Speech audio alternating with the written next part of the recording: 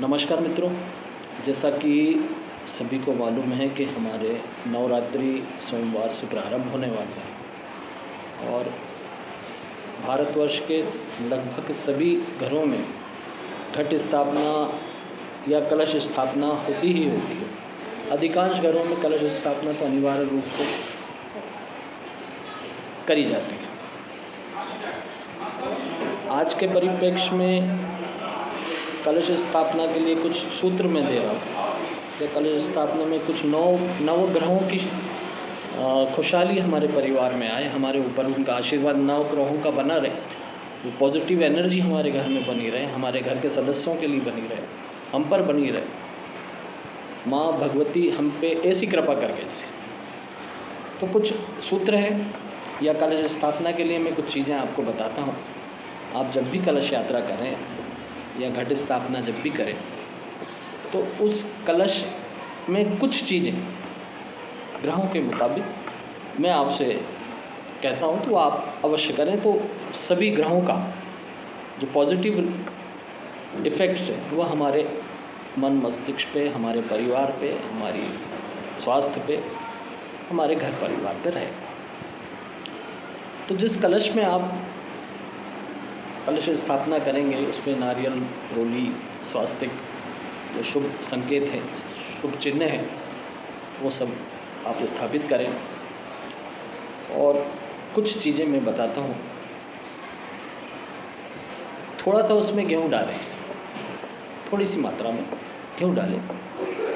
गेहूँ आपके सूर्य को मजबूत करेगा, आरोग्य का कारण है सूर्य, आपके आत्मविश्वास का कारक है, आपके आत्मबल का कारक है।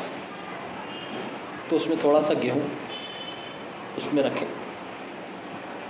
चंद्रमा के लिए थोड़े से उसमें चावल डालें। चावल आप उसमें डालें तो अक्षत डालें, जो कण की टूटी हो वो ना लें। पूरा साबुत जो चावल का कण है वही यूज़ करें। मंगल के लिए आप मसूर की दाल कुछ मात्रा पे यूज़ कर सकते हैं, जिससे आपके पराक्रम पे, आपके बल पे, आपके साहस पे, ये सब चीज़ें।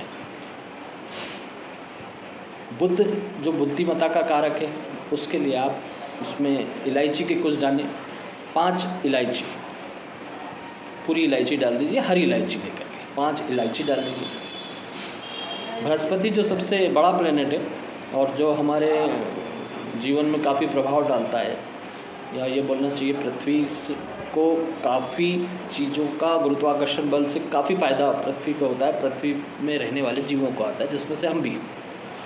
तो बृहस्पति के लिए थोड़ी सी हल्दी उसमें आप कलश में डालें।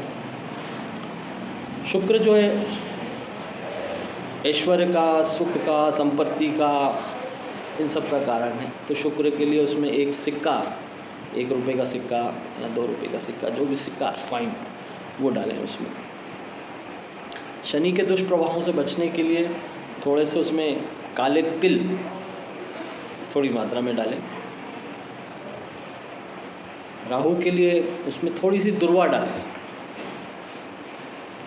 दुर्वा डालने से गणपति खुश होंगे और गणपति जी, गणेश जी जब खुश होते हैं तो राहु आपका कितना भी बुरा प्रभाव डाल रहा हो तो उसकी हिम्मत नहीं होती कि वो जातक पे कुछ भी ऐसा बुरा प्रभाव डाले।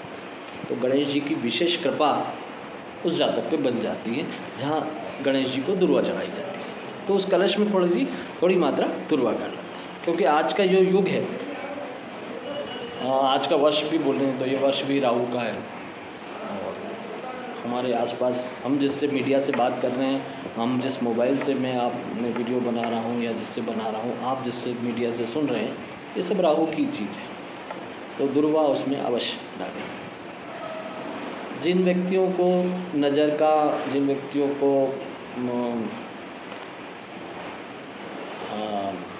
दुष्प्रभाव, दूसरे नेगेटिविटी, इस टाइप की जो चीज़ें होती हैं, उसके लिए थोड़ी सी जौ, जिससे केतु उनका अच्छा हो जाए, थोड़ी मात्रा में जौ डालें तो नज़र की बुरी प्रभाव वगैरह इससे काफ़ी चीज़ें बनती हैं। इन सब चीज़ों को डालने के पश्चात आप विधि पूर्वक उस कलश की स्थापना करें। 9 दिन तक उसका विधिवत सुबह शाम पूजन पाठ करें, देवी के पाठ वगैरह करें। जो व्यक्ति उपवास रखते हैं, उपासना करते हैं, देवी की उपासना करें। और 9 दिनों के पश्चात जब नवरात्रि का पर्व ख़त्म होगा, समाप्त होगा, तो उस दिन आप उस कलश के जो पानी है और जिसमें ये सब चीज़ें अपन ने डाली हैं, उस चीज़ का छिड़काव आप घर की सभी दिशाओं में करें। उत्तर, पश्चिम, पूर्व, 10 दिशाओं में करें। 10 दिशाओं से आप समझ ही गए होंगे, पूर्व, पश्चिम, उत्तर, दक्षिण, ईशान कौन है, आग्नेय कौन है, नैऋत्य कौन है, वायु कौन है, आपका अंतरिक्ष है, आपका पाताल है, धरती है। तो ये 10 दिशाएं जो है आप उसमें छिड़काव करें। और साथ ही साथ आपके घर के जितने भी सदस्य हैं उस जल का छिड़काव उस सदस्यों पर भी करें। ऐसा माता रानी से प्रार्थना है और कि माता रानी का विशेष आशीर्वाद हम सब पे बना रहे और ये नवरात्रि में सबकी मनोकामनाएं पूर्ण हो, सबकी इच्छाएं पूरी हों, यही आशा है माता जी। जय माता।